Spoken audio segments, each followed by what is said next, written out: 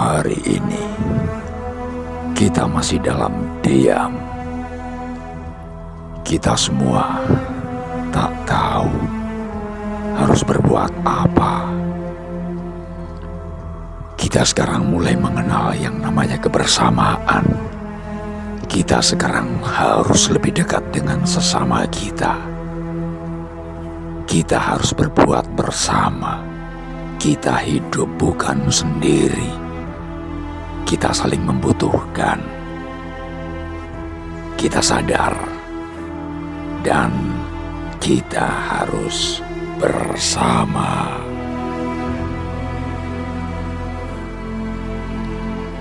Kita terlalu lama melupakan para leluhur kita.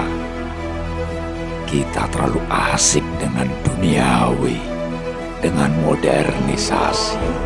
Maka kita merangkak mengunjungi leluhur kita.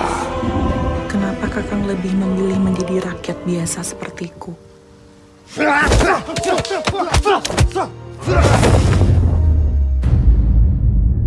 Hidup di tengah kekuasaan itu sering membuat orang lupa diri.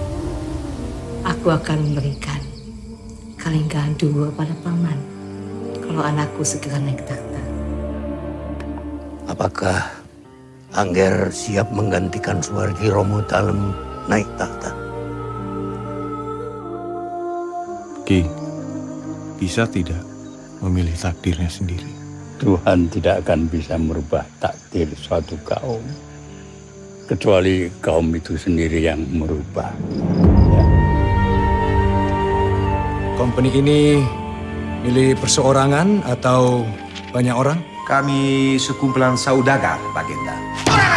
Saya tidak pernah diperlakukan seperti ini di Jayakarta. Jawab! Sedaya sampun Cumantoko, Sinun harus segera memberikan titah. Dengan menyebut Asmo Gusti Geng Akaryo Jagat, aku titahkan kalian untuk mukti utawa mati neng Sunda Kelapa.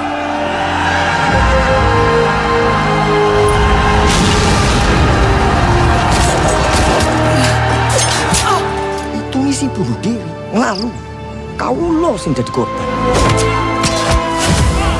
Bukan satu-satunya jalan keluar, Paman. Tapi satu-satunya cara agar kita tidak menjadi budak-budak para susah itu.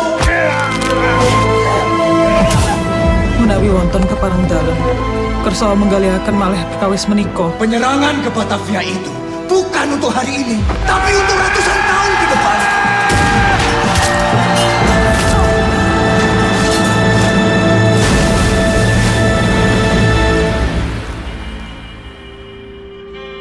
Itu tadi cuplikan dari film Sultan Agung.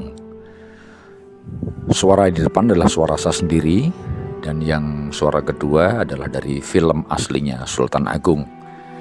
Nah, sekarang kita semuanya sudah tidak asing dengan namanya tempat-tempat yang berada di Yogyakarta, tempat-tempat pariwisata, baik itu makam-makam raja atau makam raja-raja, kemudian ada Taman Sari, ada Tugu, dan keraton ada Kasultanan dan Puro Pakualaman.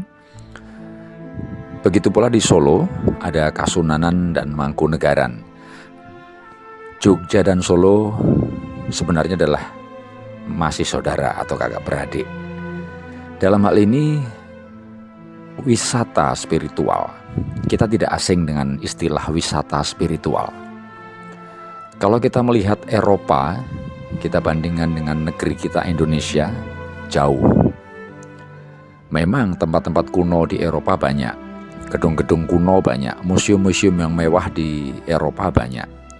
Tetapi kenapa orang Eropa dan Asia sekalipun yang hampir sama dengan negara kita lebih banyak suka di Indonesia? Di Indonesia itu hanya dua yang sangat dikenal, Bali dan Jogja. Bukan berarti di daerah lain tidak dikenal dengan wisatanya, tetapi Pulau Bali dan Yogyakarta ini sangat terkenal dengan atau sangat kental dengan sisi wisata spiritual. Maka ada kalimat, Jogja itu romantis, di balik mistisnya. Kalimat tersebut sudah menjadi jargon yang sangat akrab dan sangat dikenal.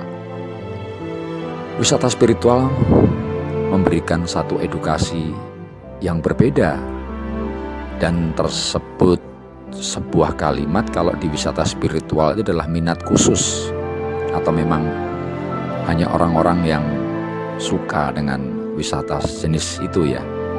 Tetapi mulai tahun 2000, setelah reformasi, wisata spiritual itu menjadi sebuah kebutuhan. Karena mungkin ada kebosanan dengan pariwisata-pariwisata yang lain ya, seperti di museum, di kebun binatang, dan lain sebagainya. Sementara Jogja dan Bali itu sudah ratusan tahun menjalani ritual-ritual sakral atau sudah menjadi kebiasaan tradisinya.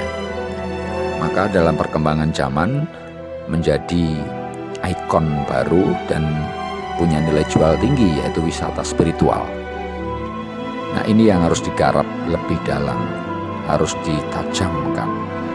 Apalagi sekarang banyak desa-desa wisata, kampung-kampung wisata. Ini pengenalan terhadap tradisi, jadi menyeimbangkan kehidupan modern, tetapi kita tidak meninggalkan ketradisian, keseimbangan. Itu bisa kita garap, bisa kita tajamkan, bisa kita lebih tinggikan di saat ini, dan kita bisa menciptakan hal baru dan mengkolaborasikan dengan milenial. Selamat bekerja, mari kita berwisata. Nama lengkap itu Ginanjar Akil.